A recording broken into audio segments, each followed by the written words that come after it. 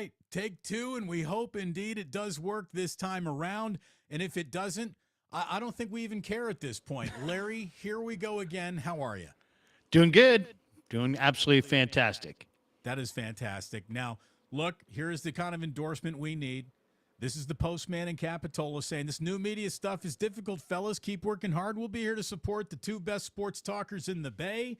Well, thank you very, very much. We do indeed appreciate that. Larry's been working on this from his end. I've been working on it from my end, and maybe we figured it out. Maybe we haven't. But either way, let's just hop right in and kind of talk about what we were going to get into before we were so rudely disturbed by audio issues. Larry, does the NFL have a problem with gambling today? Do you expect a bigger one to come tomorrow with this Isaiah Rodgers story that is bubbling up in Indianapolis?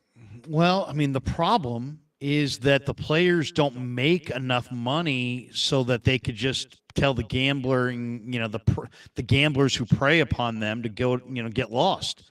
I mean, you're talking about a player that probably is going to make very little money in his career, and it probably it's conceivable that a gambler could impact somebody who's not making any real money, and that's the problem. The NFL is incredibly popular, but the rank and file NFL player on the back end who is privy to the inside workings of the sport, but isn't making a lot of money. And so I think that it's going to be something that we haven't heard the end of. I think we're going to hear more about it, especially as, the other thing is that we're a gambling culture. So there's a lot of people who have gambled in the last 2 or 3 years that maybe have never gambled before. And so, I think that's also playing a role in this, because you've got, people that are dabbling in something they've never dabbled in before, and maybe they're falling behind, maybe they're losing money. And, if you have a player that needs to make a few extra bucks and he can slide some information to a gambler, that gambler can make enough money to funnel money back to that said player. And I think the NFL is going to, I don't think this problem's going away. Let's just say that. No, look, and the NFL should expect more of it, to be totally honest with you. They've set up a system where, look, the risk reward is always going to be part of the math model or probability model here. You're never going to see a player making big dollars risk a huge paycheck for minuscule gambling winnings. But like I said, a player on the edge of the roster or at the end of their career that now find themselves in a situation where they could maybe do financially better for themselves in one horrifically bad moment in a game, which could alter the outcome in a game because they've been thrust into it and they maybe didn't have much of a real shot to be out there in the first place. So it's going, a kicker.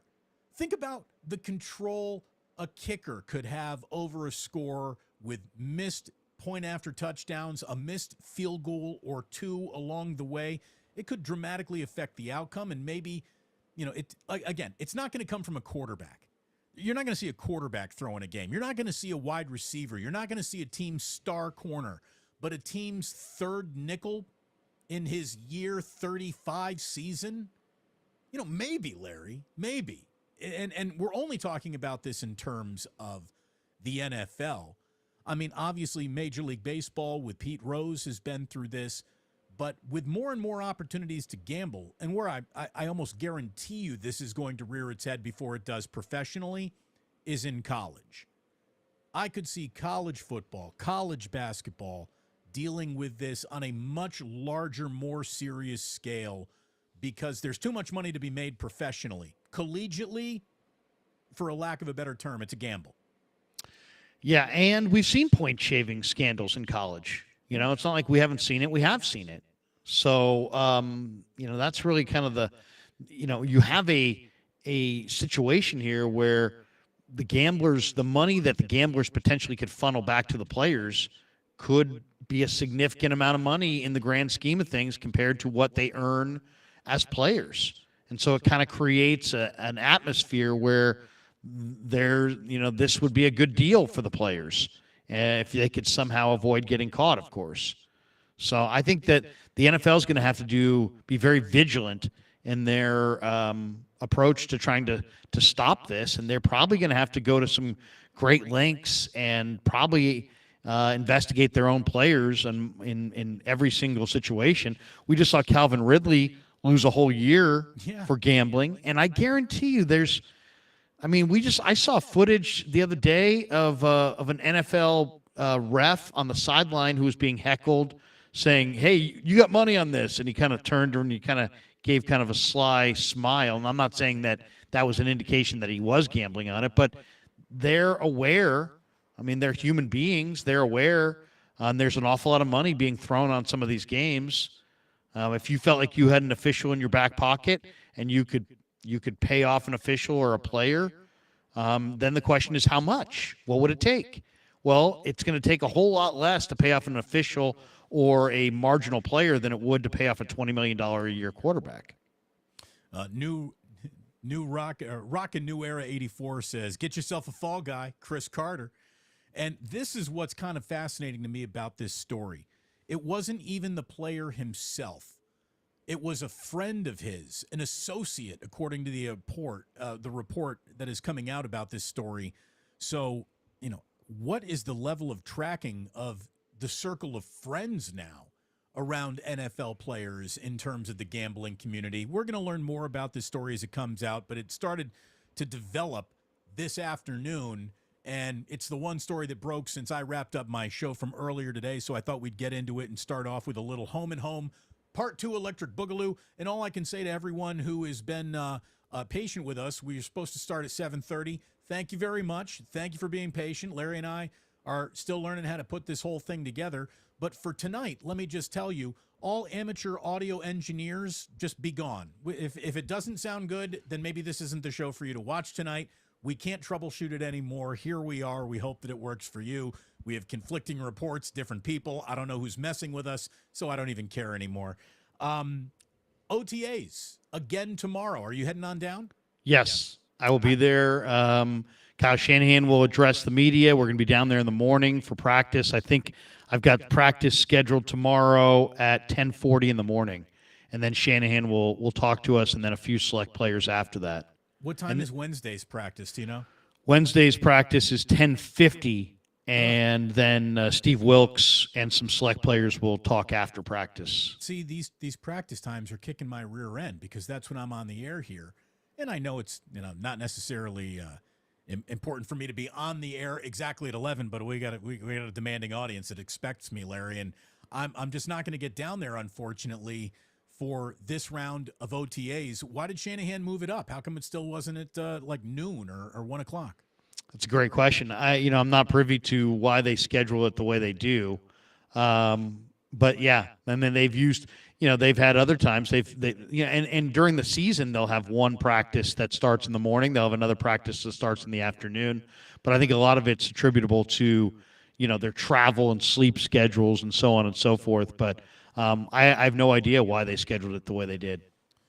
Well, it's unfortunate that I can't get down there because, again, you can glean some things. You can't glean everything. Trying to come up with any definitive statements or the ridiculous, practice of counting how many reps were completed, how many completions. Like, it's ridiculous. As you said yesterday, it's June. There's not a lot that happens on the football field in any capacity, good, bad, or indifferent, that really matters. As long as no ACLs are torn in June, that was a really good practice. There's probably not a lot here that's going to translate directly into a regular season at all. I mean, it's insane, the breathless nature at which the first snaps of a football practice are covered by some media. I'm obviously not talking about you. Oh, no, I know. It is. It's crazy. It's crazy. I mean, as far as I'm concerned, Damon, only positive things can come out of OTAs outside of injuries. So if a guy goes down with an ACL, that's a negative. Outside of that, I don't care if there's a fumbled snap. I don't care if a quarterback airmailed a throw. It's football in May and June without intensity. And, this is where you make mistakes as an evaluator. You make mistakes at the combine because that ain't football, and you make mistakes at OTAs because that ain't football.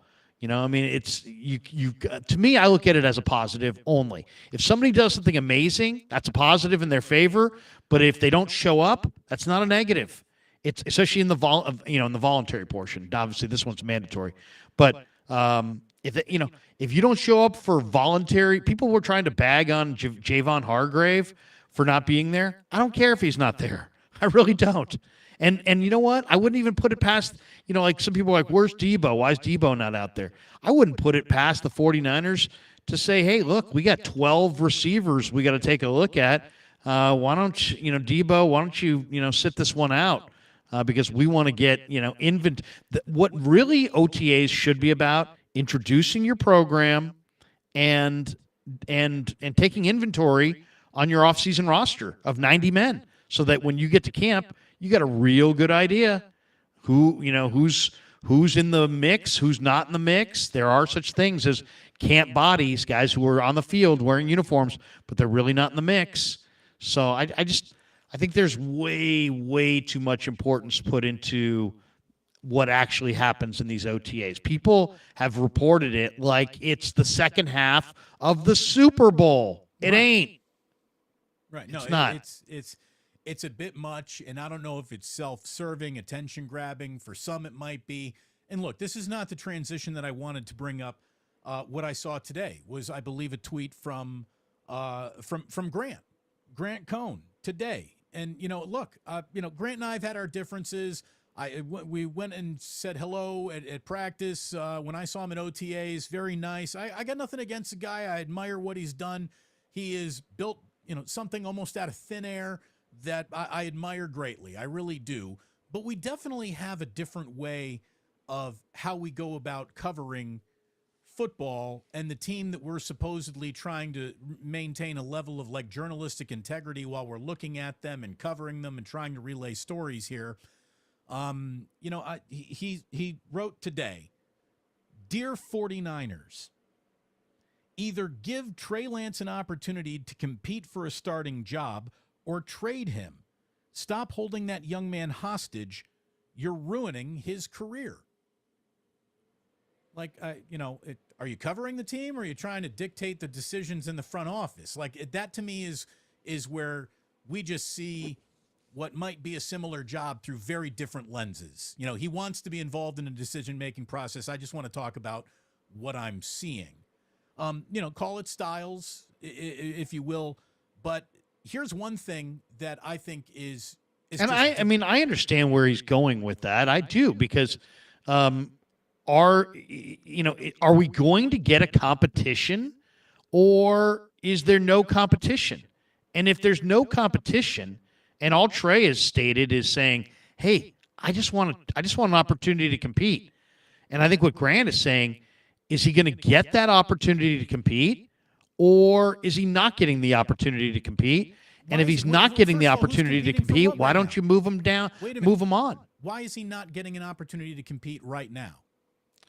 Well, he is. That's the thing. OTAs there is underway. They're both taking first team snaps. The competition is underway. It has not been called. We haven't even seen the horses make it past the first furlong yet. The competition that I believe Grant suggests is not happening is happening. Or you could even go further. You could say it's already happened. Right? You could say that the competition was whatever Trey did on the field last year and whatever Brock did on the field last year. And because of that, Brock's the leader in the clubhouse. And come on. Why would Brock not be the leader in the clubhouse after last year? Why? He was phenomenal. I mean, he was phenomenal in the little bit that we saw from the guy. And I don't take offense to this. Grant can cover the team through whatever lens serves him the best. But again, stop holding the young man hostage. Okay, first of all, the 49ers don't owe Trey Lance a thing beyond the dollar amount agreed to.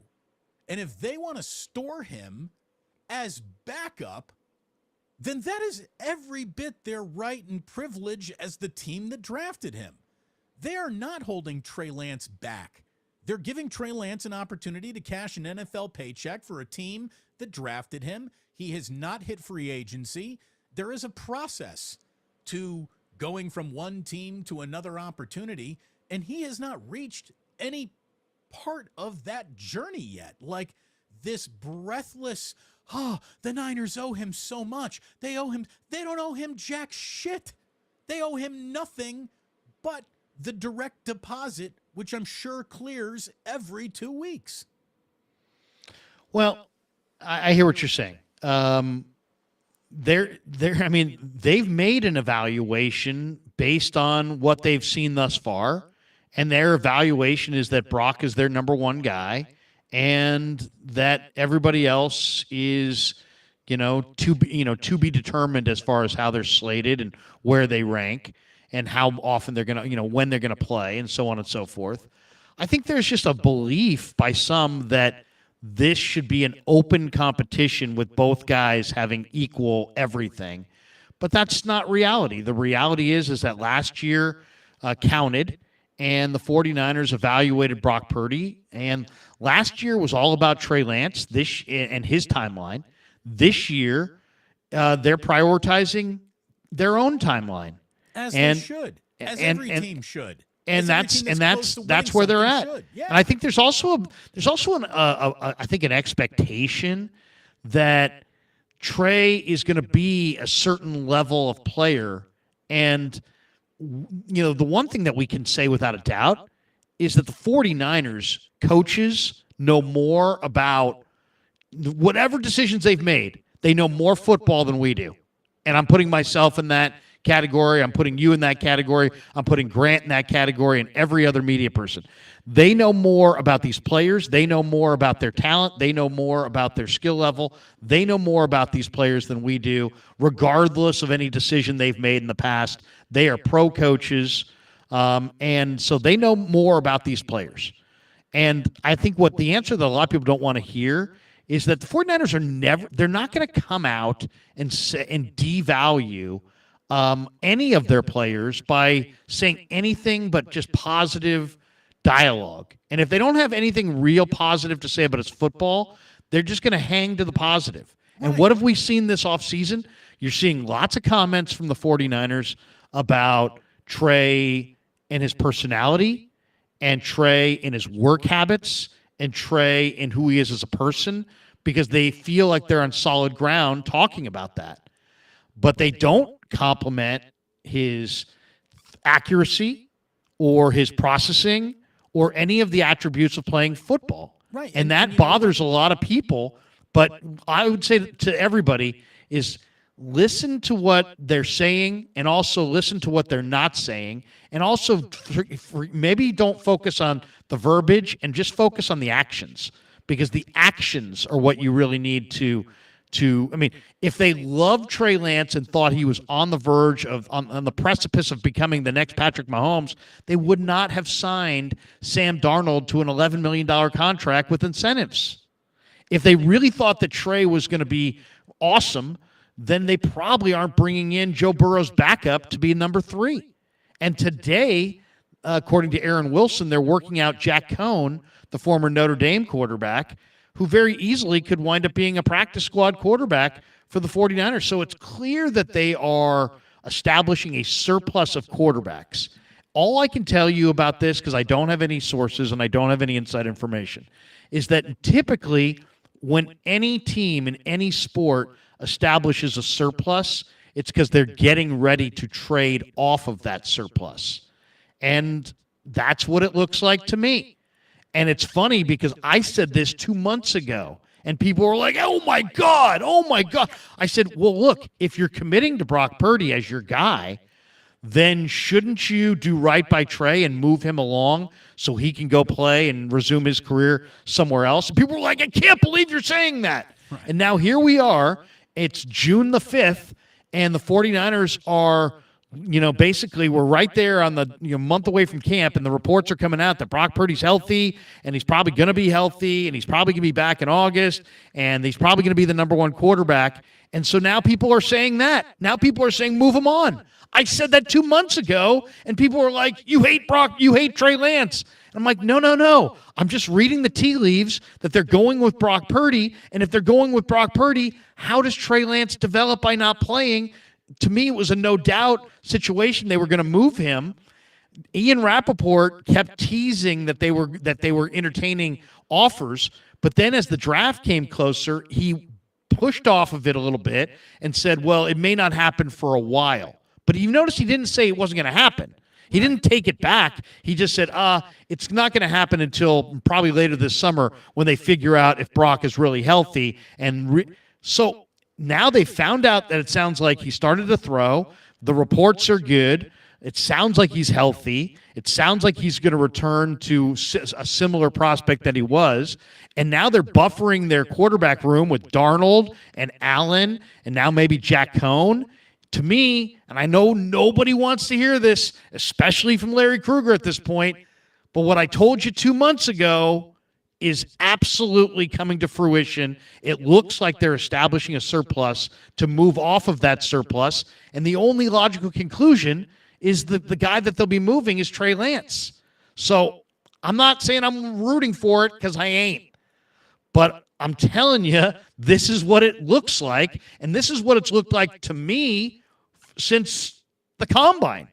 So I don't know what to. Now people are like, well, play him or trade him, and now it's like starting to be obvious to other people. This was obvious months ago, and then if you listen to Rappaport, Damon, he was very specific in his report on this. It wasn't like I think they may trade Trey Lance. It was like they are likely to move him, and it won't be soon. It will be later this summer, and so I would say, based on what I've heard from Rappaport, based on what I'm viewing right now, I would say that we are inside the window where we may see Trey moved on to another team any day now. Or it could be this summer. It could be as late as the cut down. But we're in that window that I think right now you may see a Trey Lance trade at any point.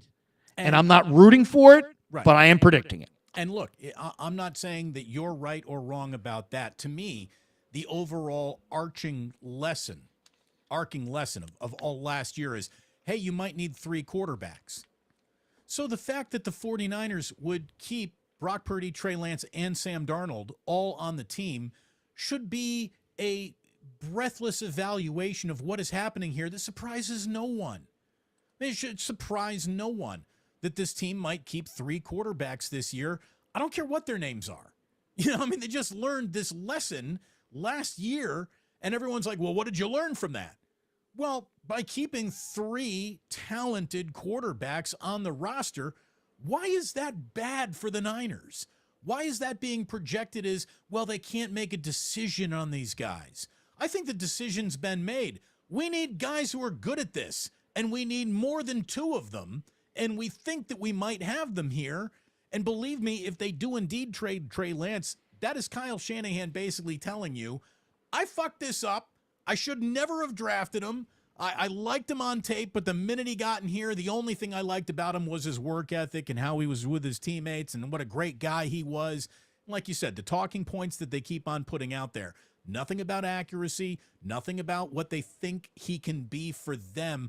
It's always, big picture. What a great kid this young man is, things. And the fact is, look, I hate that this saying has been, associated with one political party. And I'm not trying to make this political at all, Larry. But when it comes to what quarterback isn't happy with the level of competition that they are or aren't getting, or the perception based on media reports are or not relaying to fans, I say this to the entire quarterback room. Fuck your feelings. If you're having a bad day, go home and cry on your pile of money. That's how sports work sometimes. An opportunity isn't just handed to anyone. An opportunity is handed to even fewer people on Kyle Shanahan teams before they've earned it. And you can think that you've watched a player establish a level of earning it when Brandon Ayuk had his phenomenal rookie season as a wide receiver with this team, only to then see him start the next 8 weeks of his sophomore year thoroughly in the doghouse. We saw the same thing with Dante Pettis. We've seen the same thing with countless 49ers. Shanahan's all about him one day, and then something happens, and he falls out of love quickly. I just don't understand how people haven't caught on to, especially someone who, like I said, Grant, I respect him because he's there every day. And he'll say some, pretty inflammatory shit, and he'll be right back in there the next day. And I do respect that. But this whole, dear 49ers, you owe this kid an opportunity to compete for a starting job. He is competing. Mandatory OTAs start tomorrow.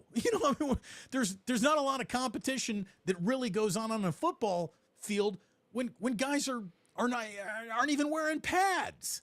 They're not even. I mean, the guys yet. they're being evaluated. Exactly. The players are being evaluated, and the other at part, all Larry, times. I don't mean to cut you off, but I thought the one really salient point that you made was, hey, maybe the competition is over. Oh no, I didn't have to do that anymore. Maybe the competition is over already, and that's the way it is. The bigger question, it's funny, the Rodfather, and I hear you, Rodfather. He says, Larry's been beating this subject down like a dead horse. Dude has nothing else to say. Hashtag broken record Larry. I've got plenty to say. It's just this is easily the most salacious story tied with the 49ers, and it seems like all roads lead back to the quarterback. The fact of the matter is you're not going to get what you want. If you're one of these guys that wants camp to start in July, and then every day there to be, Brock did this, and Trey did that, and Darnold did this, and I don't think that's what the 49ers want. I really don't. I don't think they want a full-fledged quarterback, battle royale where everybody picks sides and we're constantly camp stats galore and we're talking endlessly about this guy and that guy. I think they see the divisive nature of the entire thing. I don't think they want that at all. I really don't. And I think the fans want it. I think the Rodfather wants it. I think there's lots of people out there that want this to be a day after day, July and August soap opera. And I don't think the 49ers want that. That's just my guess from afar. I think they want a clear-cut quarterback room with Brock as the number one. I think they've made their evaluation. And everything that's going on, these OTAs, it may just look like guys throwing it around, but they're making evaluations. They're making evaluations based on what they see.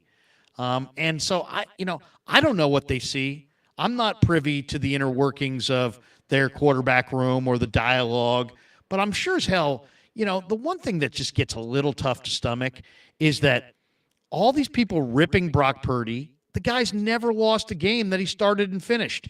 And then when their frustration boils over because they're not getting the answers they want to get, suddenly it becomes a rip fest on Shanahan. Kyle Shanahan's probably a top 5 NFL head coach. And let's talk about this logically. If Purdy's super limited and it's just an amazing thing that he did what he did last year, and he's super limited, and Kyle's a terrible coach, how did the combo get to the NFC Championship game? Like over and over and over. How did this quarterback who's got all these limitations and this head coach who doesn't know his head from his ass, all of a sudden the two of them just miraculously appeared in the NFC Championship game? It's an amazing. I mean, truly, if everybody's going, I mean, the old saying, if your premise is wrong, your conclusion by definition is wrong.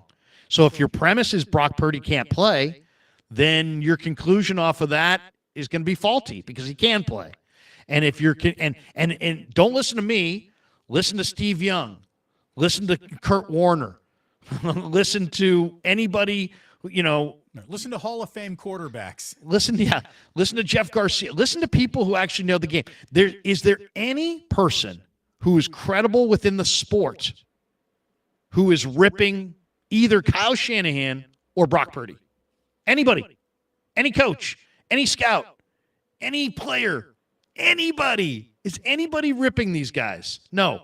The ripping is coming from, fans, content creators, people that are frustrated that Lance is there but not seemingly ever climbing the pecking order in the quarterback battle. People who bought number 5 jerseys and are pissed off they really can't wear them with pride. Maybe that's what's going on here.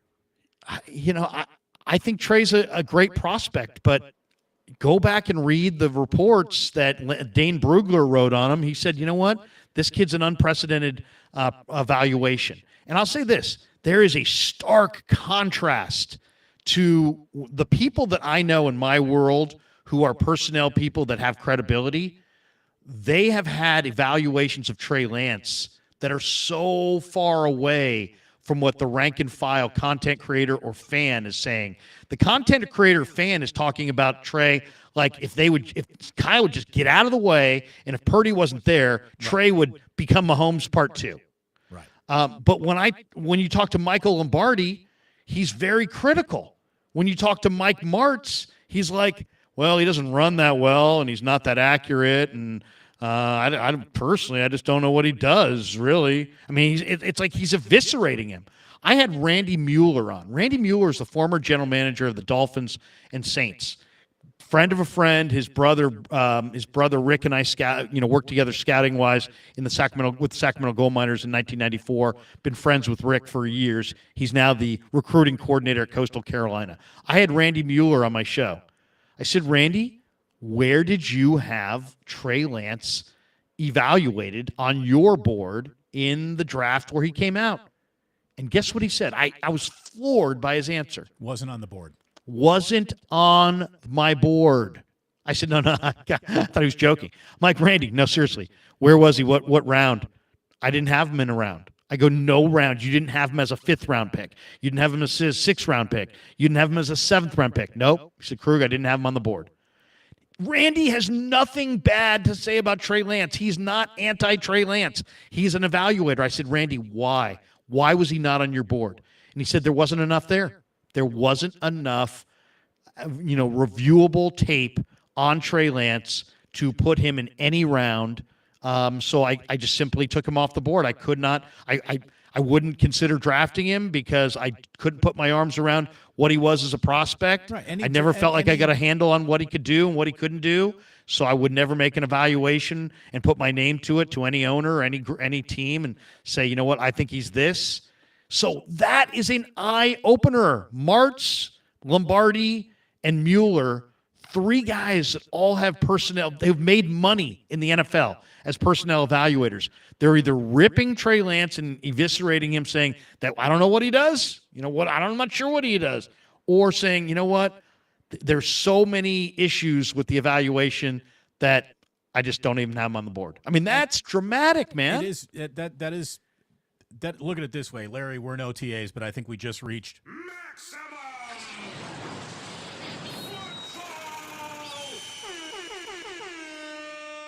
I can feel it in the air. Look, it's real simple. Any evaluation process is a collection of data points.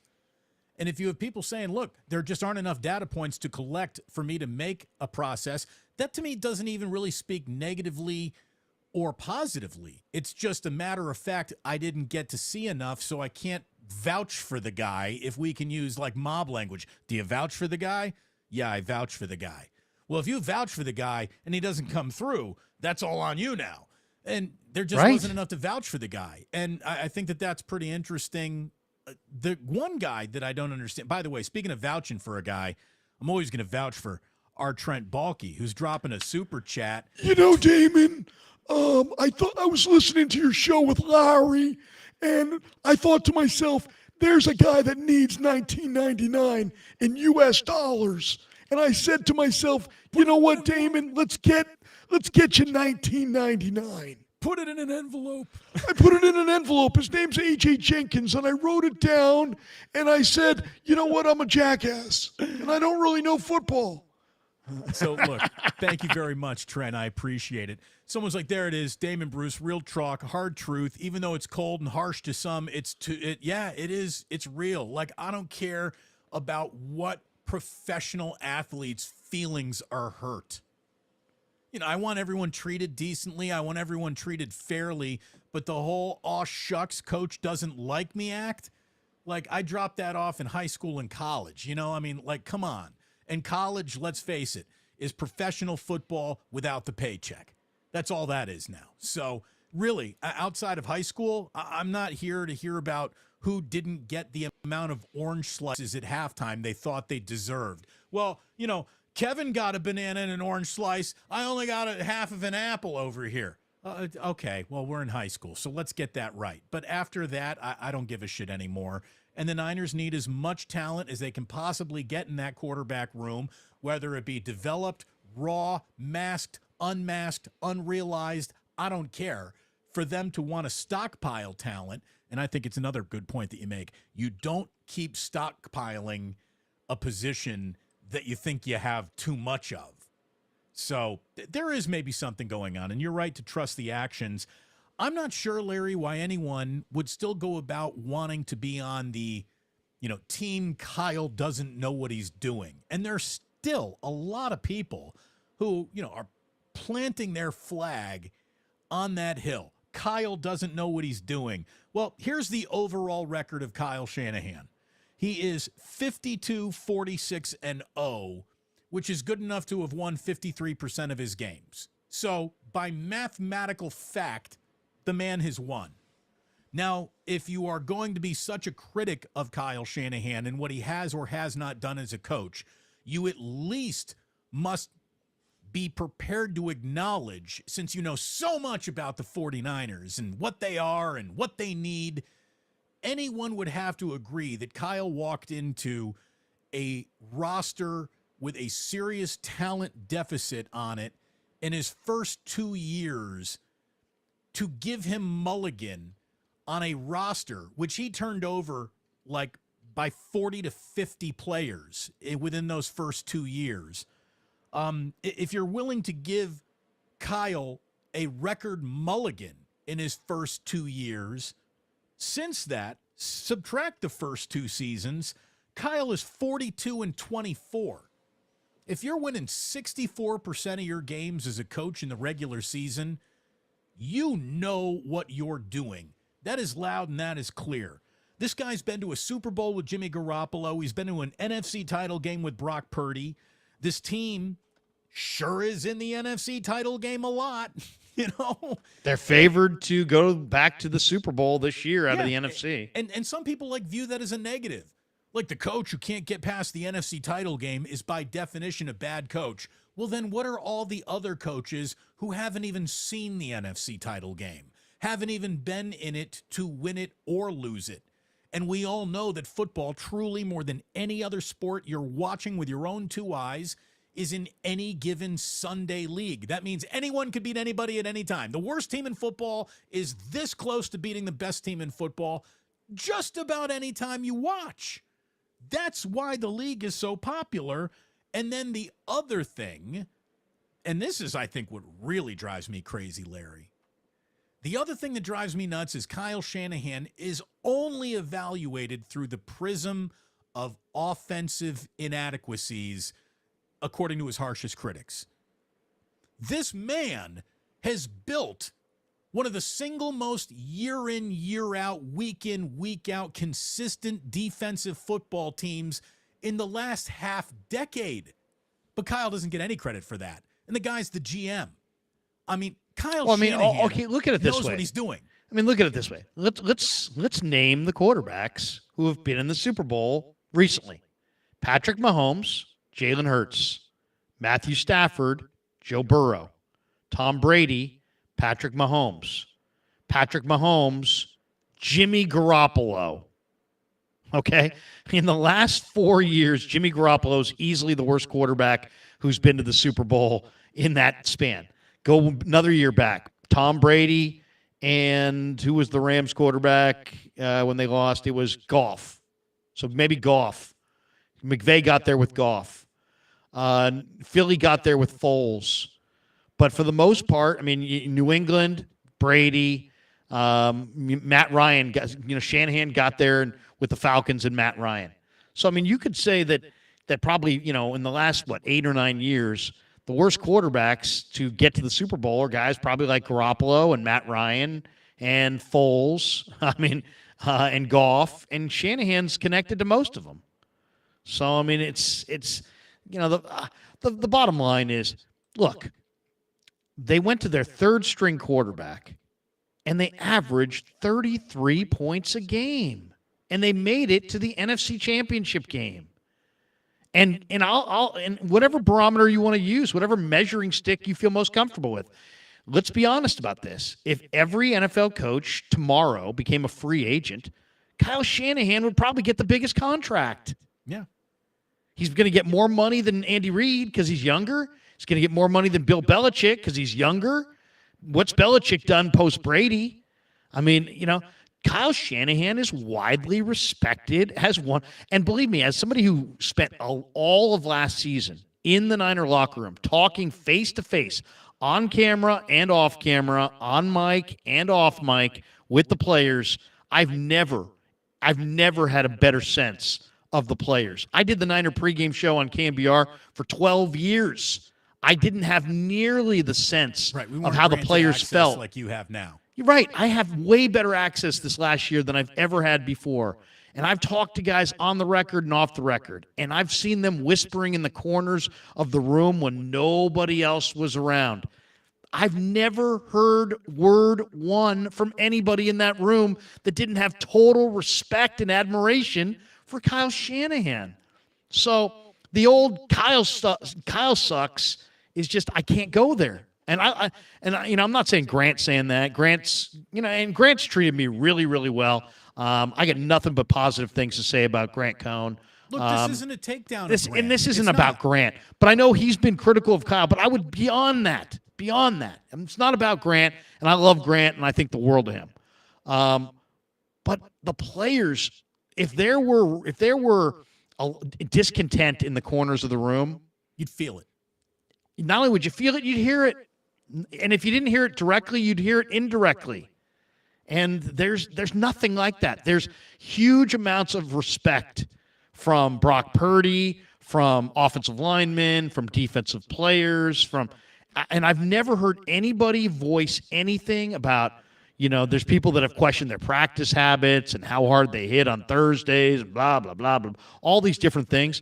I've never heard one player ever now say anything negative about Kyle Shanahan. Now, I've never even heard a player that was traded leaving the 49ers because things didn't work out well turn around and say something negative about their time with the Niners. There's no after the fact bean spilling about Shanahan or a player's negative Niners experience that has come back to embarrass the Niners after a player has moved on. He's real. I mean, maybe he's had some hard conversations with some players. Jimmy Ward kind of shared one last year, but that's just hard conversations sometimes have to be spoken. It's coaching. It's life in the NFL, man. To me, it's all about, are you honest with your players? And I believe he is. By the way, then the Trent's other back, question Larry. is, do your Trent's players back. Another $5. He put an extra fin in there. Damon, I saw the 1999 and I thought, I got to give that cat another $4.99, baby. I'm here in Jacksonville, so I'm not paying the rent I was paying in NorCal. I got a few extra ducats. You know what I'm saying, Damon? So there you go. Have a little $4.99 coming your way from old Trent. I love it. So that's. But I've never heard Kyle Shanahan is respected by the players, and he's respected by other coaches, and come on. He's respected. Now, do I think that Kyle Shanahan, with the Trey Lance pick, in a way, called his own bluff? Yeah, because I think Kyle Shanahan is an awesome play caller, play sequencer. He's a phenomenal offensive coordinator. I don't know that he can take a quarterback from super raw, crude Brett Favre like a Mike Holmgren did, smooth out all the edges, and then have Brett Favre Hall of Famer emerge on the other side. But that is a tall task. And if we're at, just because Holmgren could do it doesn't mean that Shanahan's a failure if he's not Holmgren. Holmgren's a Hall of Fame coach. Well, and and Homer had Hall we'll of Fame see. he had And Hall the of Fame assumption talent. is that Trey Lance is going to become Favre. There Let's is- wait until he becomes something great before we sit there and tell everybody that Kyle can't develop. It's like, Hey, Trey Lance hasn't even become Jordan Love yet. I mean, everyone needs to calm down. That's how far away from Brett Favre or Aaron Rodgers or anyone. And, Rodfather here brings up Trey is not Mahomes. That's the national narrative, and it's out of touch. No one is Mahomes. Patrick Mahomes is a standard that if that's what you're chasing, you'll probably never catch it. We're watching at a multiple generational level of a talent in Patrick Mahomes. There isn't anyone quite like him. Not even Josh Allen, as good as he is on that Patrick Mahomes level yet. And it's like Patrick Mahomes has so scrambled the thinking of every football fan, because now that is that's the standard. You got to show up, and you got to basically, as soon as you're handed the football at the end of year one, going into year two, you're instantly the best quarterback you've ever seen in my life. That's the standard. It's kind of like how the Golden State Warriors broke the standard of NBA fans. Well, as soon as you pretty much put the right collection of guys together, you should instantly go to the NBA Finals. You should instantly be a dynasty. You should win, multiple championships. At the very least, we can't even regard you as a good team unless there are multiple championships. This is not how sports work. This is not how sports you know work. what? Guys, let's just say it. Let's say it. There's a reason that they have multi-million-dollar parades. In the middle of trying economic times, cities often pay for multi-million-dollar parades. Why? Because that's how hard it is to win. That's how rare it is to have a championship parade. It ain't your birthright. It's not. There's nothing that's, it's not like, hey, you know what? You should. No, not you should. You're always incredibly fortunate to climb to the top of the mountain. I mean, there's just the level of the amount of effort for the people striving for the Super Bowl trophy or the Larry O'Brien trophy in the NBA is, it's filled with talented, skilled people. And you're just not going to be a dynasty. It's just not easy. So instead of like, were the Warriors flawed? Yeah, but a lot of people wanted to take Steve Kerr out back and beat him up. And it's like, hey, did Steve have his best year? Probably not. But you know what? I think in the grand scheme of things, let's not lose sight of the fact that Steve Kerr is a damn good coach. And, you can complain about Kyle Shanahan, but, man, how quickly we forget Jim Tomsula, how quickly we forget that Chip Kelly's defenses gave up like 700 or 800-yard rushers consecutively. I don't know that the 49ers have given up 700 or 800-yard rushers in the entire Shanahan era.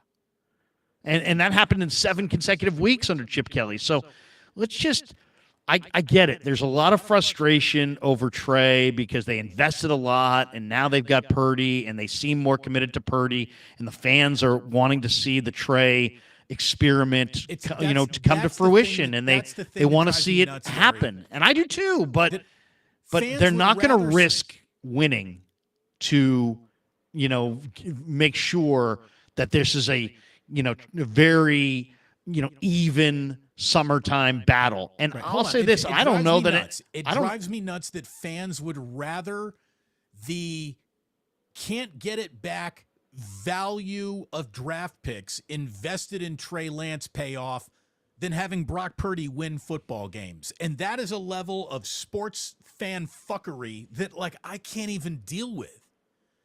Like, it's a sunk cost. They traded up and probably traded too much for a guy that'll never play significant snaps for them. But the guy that they got at the end of the 7th round seems to be a really good football player. So, if they pissed away value up here, look at the value that they got down here. Like, it doesn't matter. Once the draft is over, no one's career is guaranteed to work out one way or another based on where they were slotted in the draft. People got to get over it. I mean, what has happened is every dickhead with an Athlons magazine thinks they're Mel Kiper now.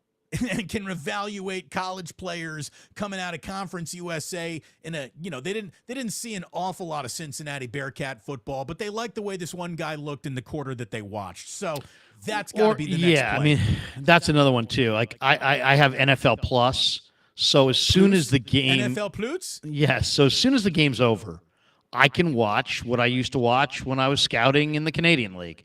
I can watch sideline wide, end zone wide, back to back, the entire game as soon as the game's over, and other people have that same advantage if they pay for it.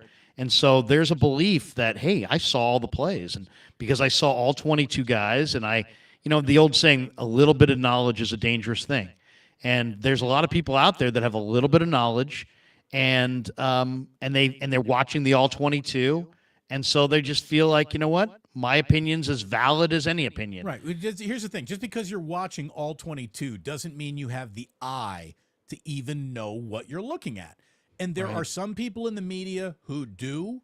There are some people who do have a more trained eye than other media members, for sure. What's it, Ted Gwynn? Wynn? Is that? Yeah. That guy, for a media member, breaks down film like he's been in the NFL. I mean, he's very, very good at it. So, Brian Baldinger, who was on 95.7 The Game, Greg Cosell, obviously on KMBR. Right. I mean, there are people that, if I wanted to sit there and devote my entire day to it, I could sit there and talk about every route combination and sound real super smart and try to convince people that man Krug really knows his film. But I mean, he sure once speaks again, that coaching room jingo. Yeah, but I mean, when you've actually done the job, okay, I used to be the quality control guy.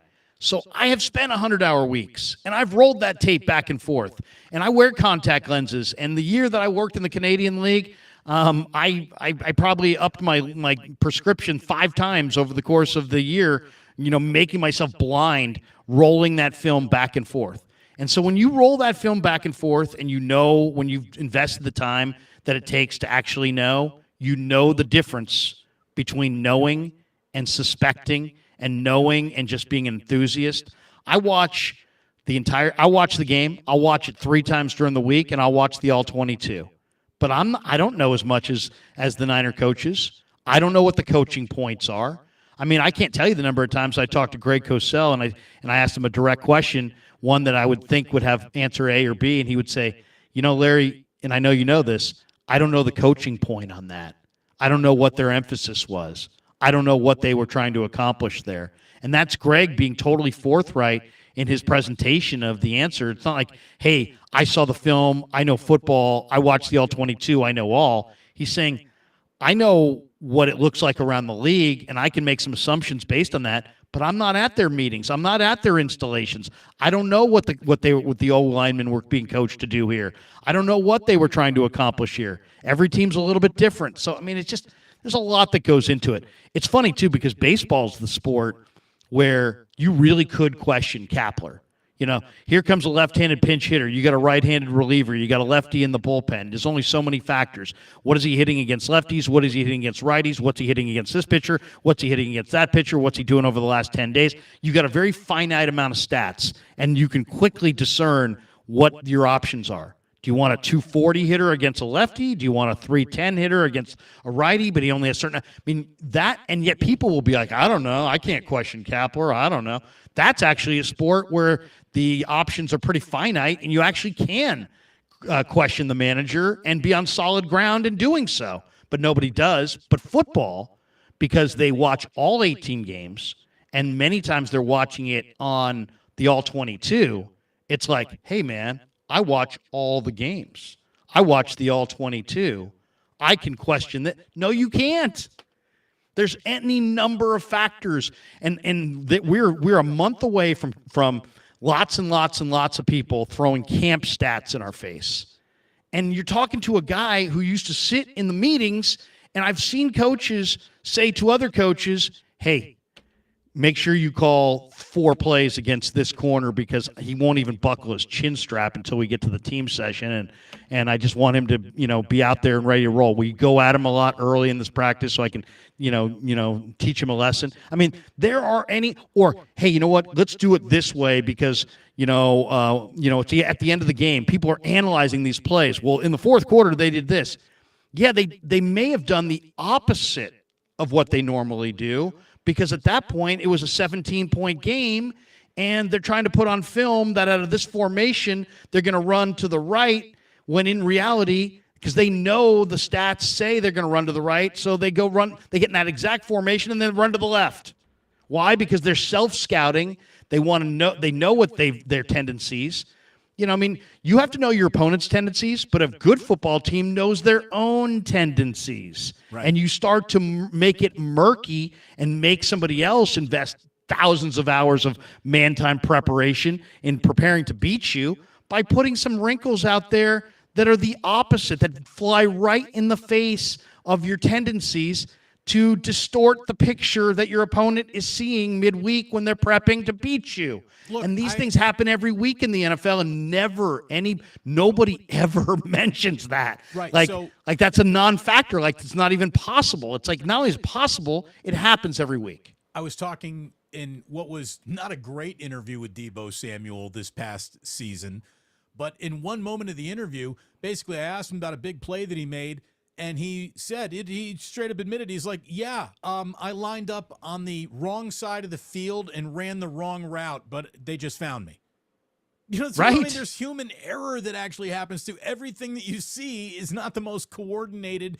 And this is, as detailed an NFL offense as you'll see anywhere. And oh, by the way, Larry, I don't know how it's happened, but if you could please confirm that once again Trent Baalke has come back with another $5 super chat saying, Greg Cosell works on Christmas grinding tape. It's funny, Damon. I never liked working on the holidays. I've told you many times, Damon, I like a good glass of eggnog. But, Greg is one of those guys, he's anti-eggnog. I've talked to him about it. He doesn't like the eggnog. So he's working on Christmas, and he'll grind that tape, and he's watching that all 22. And the guy's a hustler, but I'll tell you, Damon, he doesn't like eggnog. I like eggnog. Greg, not so much. I'll even throw a couple shots of booze in my eggnog, Damon, because that's how I like my eggnog. Now, when I'm in Jacksonville, it's warmer down here. I get a little sweaty if I take too many shots, so I keep the alcohol content kind of on the lower side of my eggnog. You know what I'm saying, Damon? That's fantastic. Dude, I might have to. I think I still got you in the Ralph department, but you have maybe lapped me in the Trent Baalke impression. And to that, I can only say, You're so cute. You get so angry at the Giants. Why do you get so angry at the Giants, Krug? I mean, come on, they're trying their hardest. I mean, come on, talk.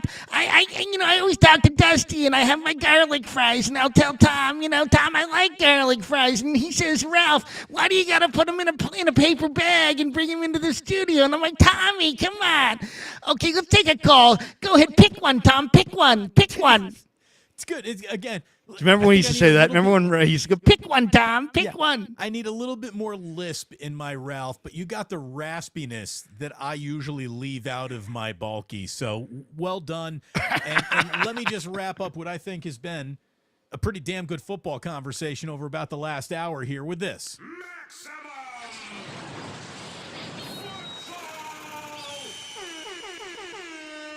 Here it is on June 5th, and we have already reached maximum football. We have a comment from P. Rosenby saying, Damon, it's June 5th. Please, what about the San Francisco Giants, and when will they fire Gabe Kapler? Well, here's the deal. They're not about to fire Gabe Kapler because he and Farhan clearly walk hand in hand together, and I think there is no animosity beyond the fan base and the clubhouse thinking the guy's a little weird, and everyone who gets in contact radius of him thinking that guy's a little weird. But Kapler's not going anywhere anytime soon. I don't think he's going anywhere as long as Farhan's not going anywhere, and I don't think Farhan's going anywhere anytime soon. I don't even want to talk about that, Larry. What I want to ask you is, we're approaching time to start thinking about a trade deadline. So let's run through a little exercise. First of all, what is the more likely fork in the road? That the Giants are buyers or sellers at the upcoming trade deadline? And as of tonight, they're one game below 500. So without LA or San Diego running away and hiding, with Arizona being really the only team in the division that can even lay claim to the label of overachievement, what do you think the 49ers are going to do when they get to this decision point? Are they buyers or Giants. sellers? I mean, yeah. You said Niners. Yeah. I think it's going to be the combo platter. I think they're going to do a little buying and a little selling, and I think it's probably the right route to go. Like Jock Peterson, for example. Jock Peterson, because of the contract they gave him this year, and they used that option. They can't bring him back next year. As far as, I mean, they don't get draft pick compensation if he walks, no matter what. So if they want to get anything for Jock Peterson, they would have to move him. And look what he's done in the playoffs with Atlanta. He's kind of a proven postseason commodity. So I think he's a huge hot and cold player. I mean, he's also they got about to Luis come back. Matos coming up, so their outfield's starting to get kind of packed. I could see them moving a guy like Jock Peterson. I could see them moving a guy like Alex Cobb. I mean, Alex Cobb is a tremendous arm right now. He'd be a terrific hired gun. So I think on one hand, there's a lot of desperation because the attendance, it's not just about where the Giants are in the standings. The Giants are a nightmare right now as far as their attendance. I mean, you got a TV, you tune into those games. Only on like the most perfect Saturday afternoon against a great opponent do you typically see, 30,000. The rest of the time, I don't care what they're announcing. It looks like 12-5 or 15, and it doesn't look like they have a lot of people in the house, and I think that's a major problem. So on one hand, I think that Farhan and Gabe are really hell-bent on making a postseason appearance to excite the fan base and kind of energize the entire thing. And so I think, they're really, if they're within arm's distance of a wild card race or wild card spot, man, they are going to make an addition.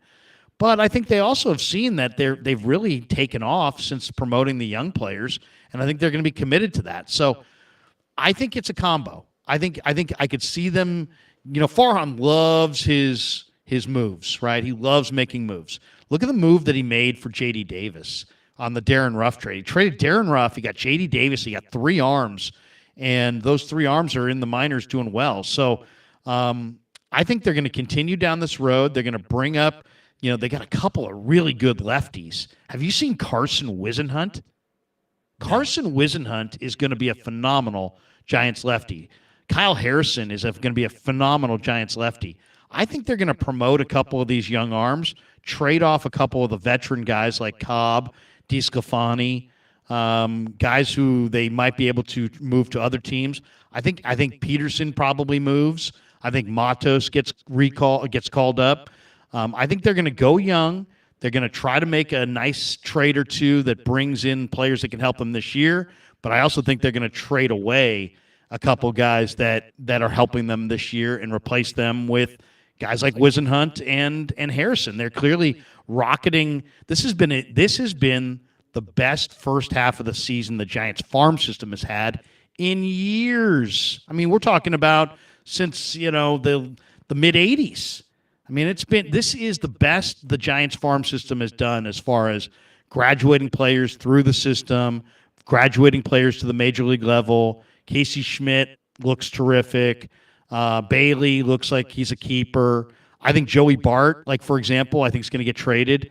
Right now they're getting him healthy, but Bailey's taken that job. They have the Rule 5 draft pick on the bench that they don't want to get rid of. And so I don't think there's any spot. Sable? Not Chris Sable, but Blake Sable. Yeah. So I think Joey Bart probably gets traded. My guess is that I think they're going to be a buyer and a seller. I think they're going to sell on Cobb, sell on DeSclafani, sell on Joey Bart, and maybe sell on Jock Peterson. And I think they're going to wind up buying. Maybe they'll sell on Conforto, but I think they're going to wind up buying and promoting young guys at the same time. I would say it's, buckle your chin strap if there was such a thing in baseball, and just get ready for a whole lot of action. I think there's going to be a bunch of moves. There's a part of me that agrees with you, but there's another part of me that I'm driving myself nuts by agreeing with you. And you probably do have it right. I think they're going to take guys, like you said, Jock Peterson, they can't get anything more for him. Guy like Alex Cobb is pitching out of his mind right now, but he's 36 years old. And, he's got an injury history. He's got $10 million on the books for next year. You get rid of that now, maybe get a little something back for him that then makes next year a little bit better. To me, the Giants and their biggest self-con, if you will, is that they always try to create this illusion of, we're fancying ourselves as in this, where they'd be better to not bottom out, like, lose 110 games like the Houston Astros, but to sacrifice a little bit today to make a better tomorrow. Like, to me, if they envision themselves sellers in any real way, like I agree with you. Jock Peterson is absolutely on the list of could possibly go. Alex Cobb is the other name that I had on the list of could possibly go. Now, I think he's maybe the best at-bat that they have in their lineup right now, but if you wanted to maybe fetch a team's, a top 5 prospect from somebody's organization, you put a guy like J.D. Davis on the trading block. You could get something for J.D. Davis right now. But, he's a great story, and they also have an emphasis on wanting to bring in local guys, and he's an Elk Grove guy. I did an interview with him in spring training in the clubhouse in Scottsdale, and I love J.D. Davis, man. He's a cool guy. He's a really cool guy. I hope they keep him. He's raking. He's playing the hell out of third base. He's the reason VR's in the minors. But, I could see them moving a guy like VR in a trade, who's a young player. But then I could see them moving some older players. But I'll tell you, man, and I love Kyle Harrison. I think Kyle Harrison's really special. But, man, this Carson Whisenhunt is 6'3", 210-pound lefty. He's 22. He's got a 2.08 ERA this year in 10 starts, 39 innings pitched, 56 strikeouts. 56 strikeouts. That was a really played at East Carolina for the East Carolina Pirates, and Giants took him, I guess, in the second round. He looks good, and somebody in your chat said right at the top there. Where is that? Somebody said something about Whisenhunt and his changeup. His arm action on that change, Damon, is ridiculous. Like, this guy looks like he could be a 20-game winner. His stuff. His fastball's fast. And then the change out of the hand, you can tell it's a very difficult read for any hitter. So Whisenhunt and with this too, because I just want to talk about selling here for a minute. Yeah, if you fancy yourself a seller, to me, there is no logical reason to have a great closer. Like, if you're a seller, you don't need a closer on a team that's selling. Well, when you look at Camilo Duvall, and this is someone who's got a ton of club control still on their contract. He ain't going anywhere. No. They love him. It would be an extreme message of it's a rebuild. And also when you get the lead in the ninth, if you get the Giants, I don't think have lost a game all season that they've led after 6. Think about that for a second. Maybe that stat's wrong, but I think they haven't lost a game. Maybe it's 7. But the Giants have shut the door in the late innings, and Duvall's been a huge part of that. He's got a 2.10 ERA. He's got 14 saves. He has been really, really good. No, but I'm just saying. 39 Ks in 25 innings. So if you believe in him and you believe that you can turn around, then maybe you shouldn't, try to halfway through yourself a trade deadline and you keep a guy like Jock Peterson, who is perfect for all the platooning. I wish they had listened to me in the offseason, Damon, because I'd said go get Aroldis Chapman. If you had added Aroldis Chapman, that fireball and lefty, to Duvall, I think you'd be better at the end of games. Now, Kansas City's going to wind up moving Chapman probably for a bounty of good players. He's another guy that's going to move at the deadline. He might be one of the – I could see them buying on Chapman just because they want to win games that they've got to lead late. Look, as someone who's been through the Aroldis Chapman ringer with the Chicago Cubs and then listening to all, reports about a lack of professionalism or detail or attentiveness, he just doesn't seem like a Giant to me. Like Aroldis Chapman was a great idea a couple of years ago. So I'm not going to look at that as a decision that really they should have just hopped on, but but look what he signed for. He signed for peanuts compared to now the Kansas City's going to get to turn around at the trade deadline. Guy's averaging 14 Ks per 9, and there's going to be about 9 teams after him, and they're going to get a big-time player. The one thing I would love to see the Giants do is accelerate the rebuild by trading 1 or 2 painful trades. Maybe trading, Cobb would be kind of painful because he's pitched so well. But, make a couple trades where you really get something significant. J.D. Davis. That's well, why I don't know if said J.D. Canelo Davis Duvall. is going to You want to talk about painful? That would suck. But yeah, but I mean, I don't know that J.D. Davis fetches, but Cobb might. And if DeSclafani, I'll say this: DeSclafani, if you look at his track record, has a lot of good first halves and then kind of tires late. But if they could surf that well and get him going on a 2 or 3 start run before the trade deadline, here's the one thing that I would say to Farhan. Don't fall in love with your players at the deadline. You didn't move Bumgarner, you should have. You didn't move Rodon, you should have. If you get a great 4-start run out of DeSclafani and Cobb in mid-July, don't look at that as these guys are going to be great for us the rest of the year. We can't move them. Move them. Stay focused on, Giant fan is a sophisticated fan. The Giant fan's smart. The Giants fan's been to the mountaintop. They've seen winning. They also understand. And it's a very sophisticated, smart baseball fan. And they see what's going on here. And what do they love? They love Casey Schmidt. What do they love? They love Patrick Bailey. The Giants don't need to win this year. They've won 3 titles, and most of their fans have been to a World Series game. What their fans want is for them to build a monster that can compete with the Dodgers and Padres in the division and win a World Series over the next 5 to 7 years. Stick with that plan. Don't deviate. Focus.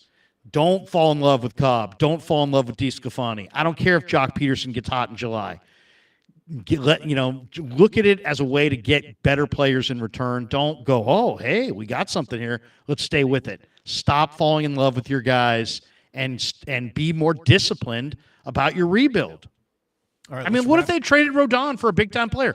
I'll tell you one thing that I love that the Cubs did or the Yankees did. The Yankees moved Aroldis Chapman to the Cubbies, and they took the second baseman away from the Cubbies, right? Yeah. What was the kid's name?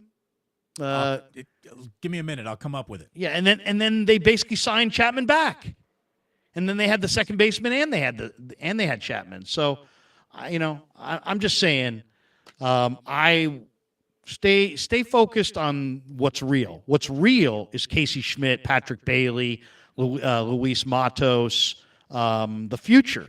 Carson Whisenhunt, Kyle Harrison. That is your future, and the Giants fans would much rather not go to the playoffs this year. And I feel confident I could speak for Giants fans in saying this. We all want to go to the playoffs, right? If it's playoffs or no playoffs, we all want playoffs. But if it comes down to, would you rather go to the playoffs and get bounced early this year, or maybe get one real foundation piece hitter, pitcher that can be like a star on your next World Series team? Giants fans prefer that.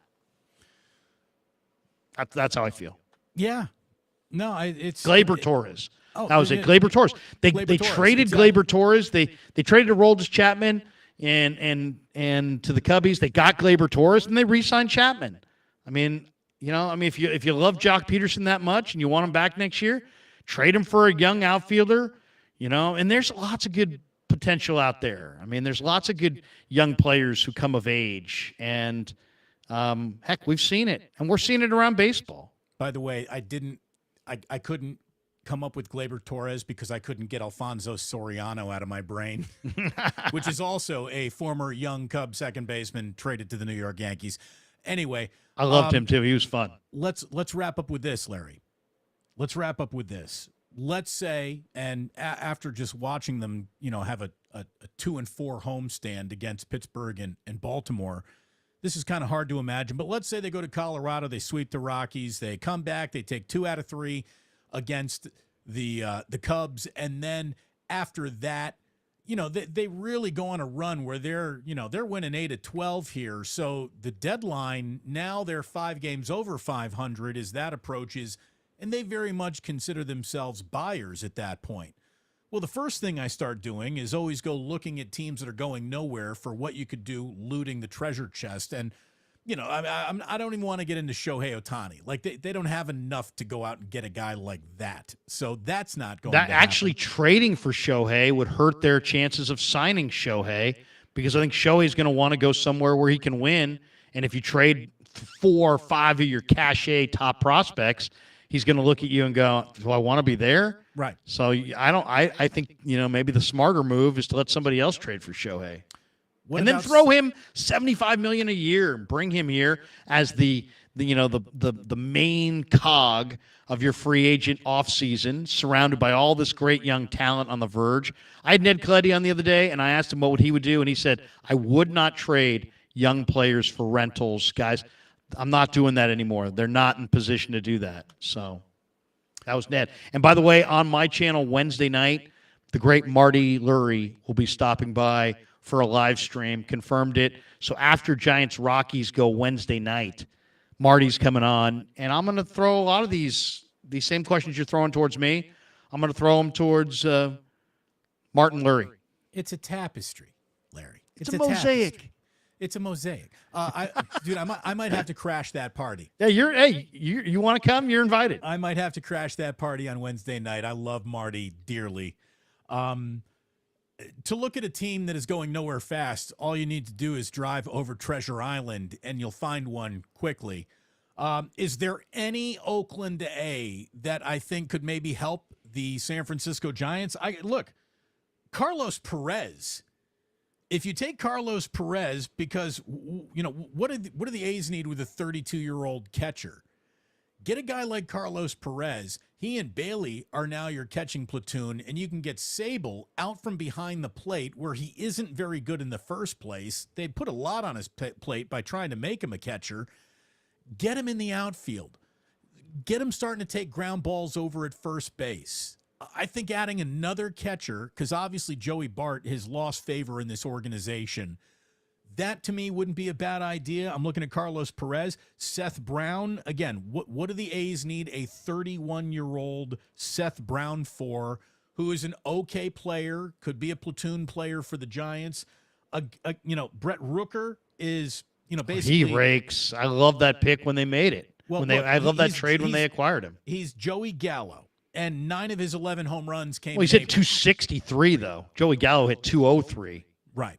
But 9 of his 11 home runs came in a month, but he's a guy who totally heats it up and then goes away from a power stroke standpoint. And to me, the Giants' run differential is, what I really look at and am concerned about. Do they need more pitching? I don't know, but, obviously Lucas Giolito is going to be one of the prize names on the pitching market from the White Sox.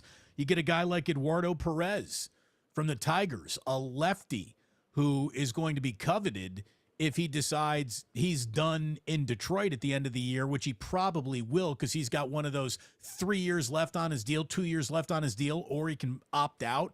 He might opt out. The crazy thing is the Detroit Tigers are, they're a week and a half of good baseball away from being a first-place team in the Central. So they need to figure out who they are before you can start going after any Tigers. But to me, the Oakland A's are basically blowing one gigantic ollie oxen free on anyone you might be maybe interested in. They're going nowhere fast. They're including to Las Vegas from recent reports out of Vegas as well. Don't even want to get into that tonight. Ramon Laureano. Hasn't he's been a nice himself player since the PEDs, but, sure. Is he an upgrade over Slater or Yastrzemski in center field? Probably. I'll give you one that I really like. The Nationals are, way off the charts. They're 10 back. They're last place. Go get Juan Soto. Oh no! Well, no, I was going to say Victor Robles. Victor Robles was a once upon a time, Victor Robles was higher rated than Juan Soto. Now it's taken Victor Robles a little while, but you're talking about a really athletic, right-handed hitting center fielder who's hitting 292. You know, I mean, I really like Victor Robles. I think he's hurt right now, but he's on the injured list right now. But you're talking about a 26-year-old player. You know, I mean, I would just want – I agree with Ned Coletti, who said don't go get anybody who's a free agent or anybody whose contract's up.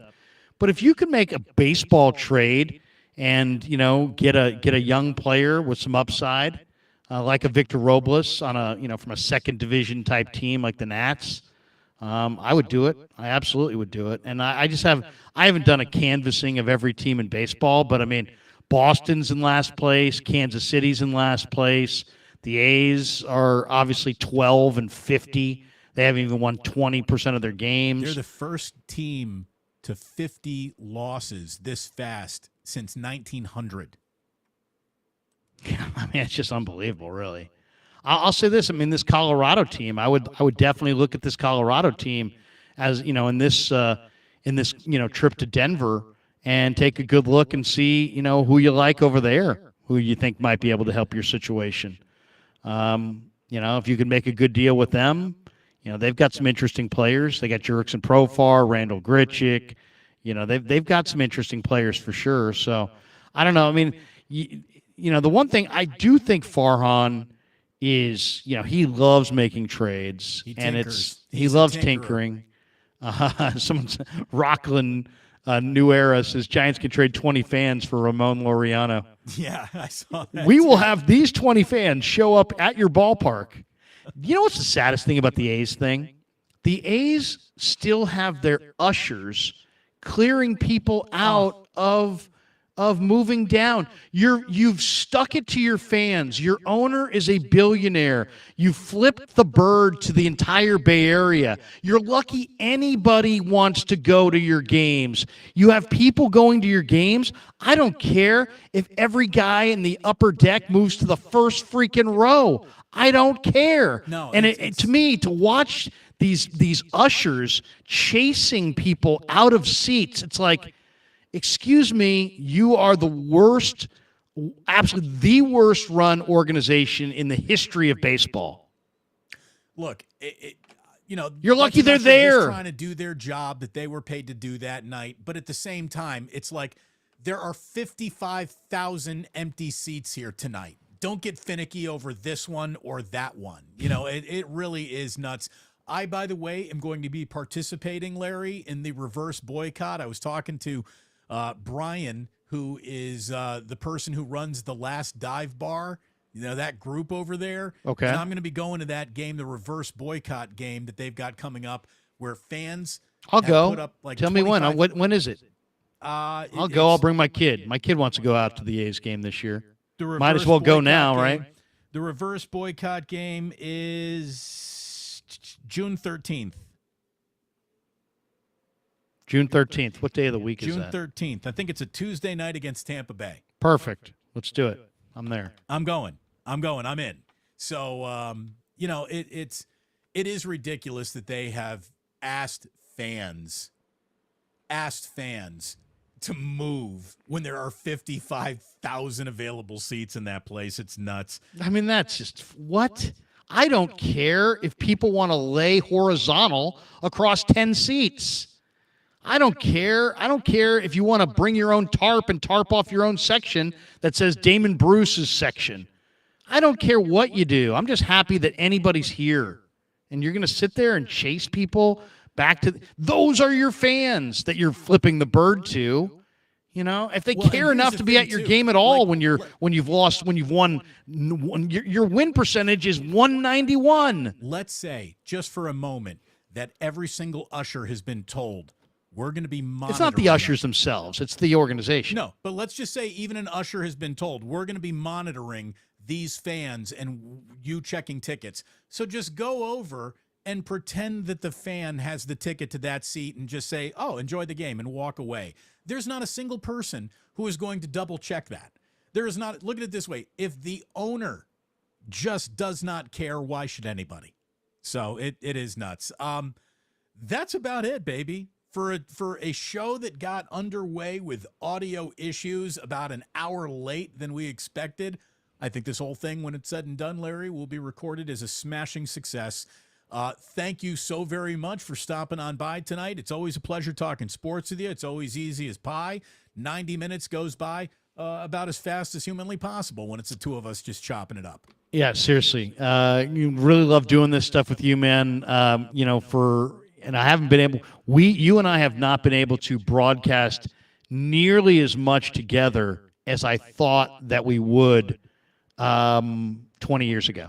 I mean, if you had said to me 20 years ago, you and Damon are going to be in the same market, you're good friends, and you're going to work together like 9 times in the next 20 years, I would have said that's crazy. But now we have the ability to do that, and I hope the audience is enjoying it.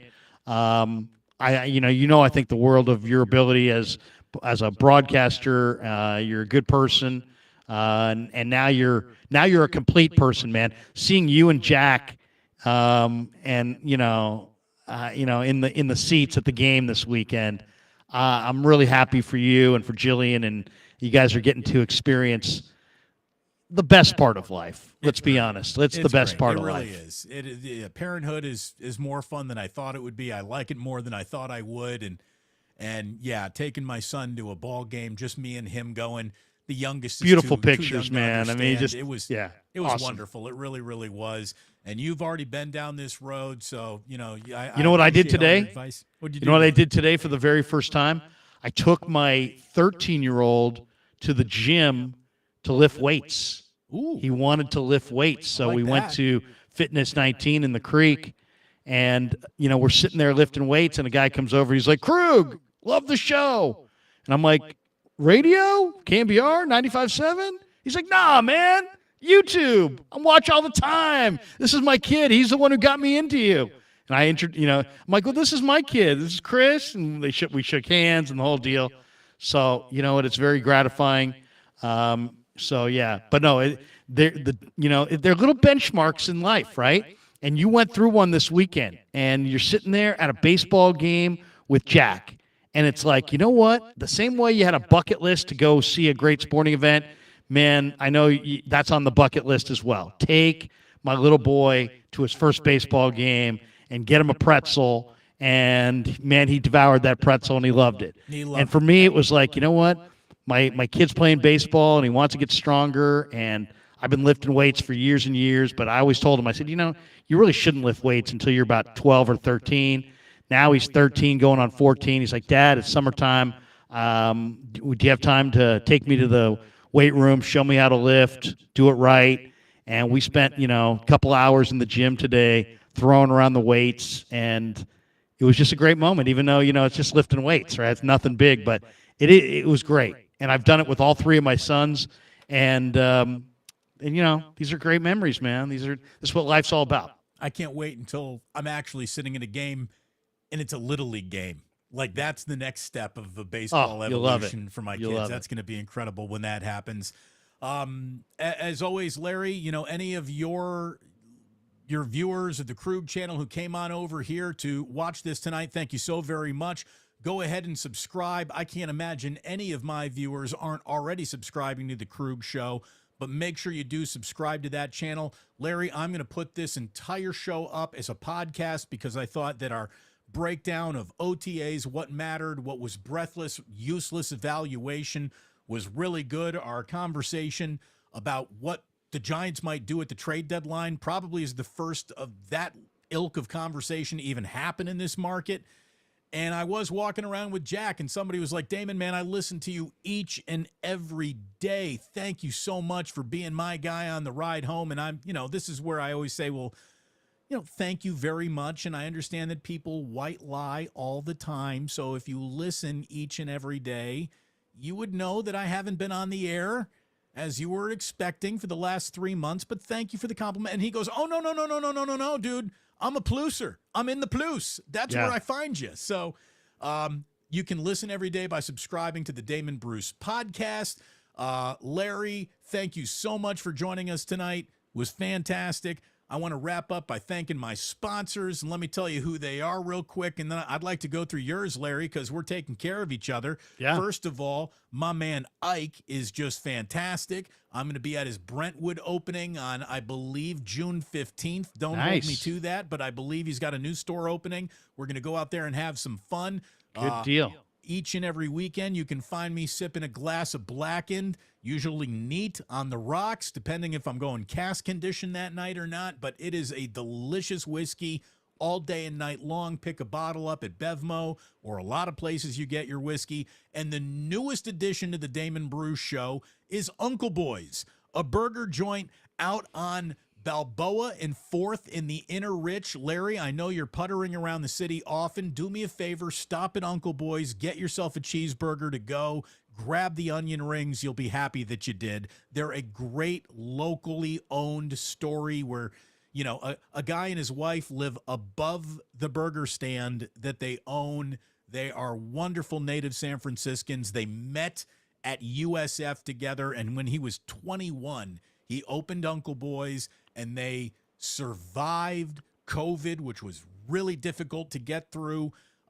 He opened up an East Bay location, which did not make it. He is back just concentrating on the San Francisco location, and as a big, long listener of mine, he said, Damon, I would love to, A, support you and have your incredible audience that supports the products you endorse by going out, coming to sample what we've got. And we've got smashing reviews of Uncle Boy's by some of the fans who have already come on through and gone. So there you go. An official sandwich, an official cheeseburger, an official whiskey. I'm very, very proud of my sponsors, and I know you are too. You got deliciousness all over your sponsors. You got sausage and barbecue. Yeah, exactly. And by the way, I'll gladly go out there to Brentwood with you for Ike's grand opening. Let me know when it Yes. is. I'd love to go out there. Yes, I'll let you know all about it. And then as far as the burger place, Trent Balky in the chat says, You know, Damon, is it safe to go into the city? I'm worried about feces and needles and London breed. I still feel like she welcomes me. You know what I'm saying? But I'll go check it out. no, but as far as my sponsors, brand new 6-month arrangement with New York style Italian sausage. They just re-upped for 6 more months. Thank you to them. Thanks to Telmetrics.co, which is a website that you can go for rehabilitation. So if you injure yourself playing sports or doing whatever, but you don't want to go to the ER or the emergency room or anything like that, but man, you got an injury and you need help in figuring out how do you rehabilitate yourself, Telmetrics.co, Telmetrix.co. And then, of course, the title sponsor of the Krug Show, which is Pig in a Pickle. Damon Stainbrook, the owner of Pig in a Pickle, locations in Emeryville, Corte Madera. They're open 7 days a week in Marin. Great barbecue, real barbecue spot, phenomenal food across the board. So thank you for giving me a chance to shout out my sponsors on the show. And thanks to, let me thank my sponsors and your sponsors, because let's be honest, we get paid through YouTube, but the sponsorship is, especially in the early days, really does help. It's helped me immeasurably. It's helped my family immeasurably. And I know your family's being helped out greatly by your sponsors as well. And all I would say to anybody who's a follower of either of our shows, if you really want to help the show, watch the show, tell people about the show, and support our sponsors. Right. Go get an Ike sandwich, go get a Pig in a Pickle, go get New York style Italian sausage at the market. And the gratifying thing is I'll get, and I'm not talking once a day, I'm talking like 5 times a week, 6, 7 times a day, a week. I mean, I'll get 3 in a day. People literally, I'm at Safeway, and here's my Italian sausage mild, and here it is going into my cart, Krug. Just wanted to let you know I'm a big supporter of the show. Stuff like that. It's so cool. And then I always forward that to the sponsors, and believe it or not, they love that organic, like this is actually making an impact. Yeah. And it's very, very cool. So they're helping us. We're helping them.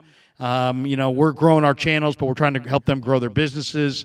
And so if you want to help support us, support our sponsors. That would really help. Well, and here's Trent one last time saying, great show, fellas. And we do appreciate it. Great And show. Trent was incredibly generous. I think he dropped $30 almost worth of super chats in the bucket tonight, and I so appreciate that. I really do. But beyond super chats and memberships and the little bit of sprinkling you can do on us, you go ahead and sprinkle that money with our sponsors as well. You really take care of us by taking care of our sponsors. That means an awful lot to us. And thank you very, very much for coming on by, hanging out with us. This was a tremendous broadcast.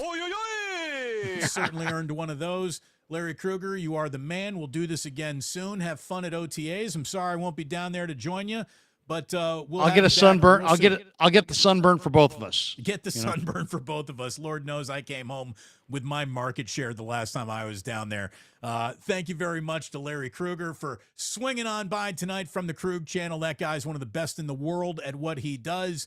I fancy myself competent. I'm competent at what I do. You put us together, and it really is. It's the best show that the Bay Area has always wanted but never consistently got. Well, you officially get it now. Thanks so much for getting with us tonight. Really appreciate it. Take one, didn't go so well. Take two, Electric Boogaloo. It was fantastic. Thanks for being a part of everything we're doing here. And if you missed any of this, I'm going to go ahead and have it up on the podcast real soon so you can enjoy it tonight, on your way to work tomorrow, wherever you get your podcast. The Damon Bruce Show is available. Best to you. Remember, sports don't build character. They reveal it. And like that, he's gone.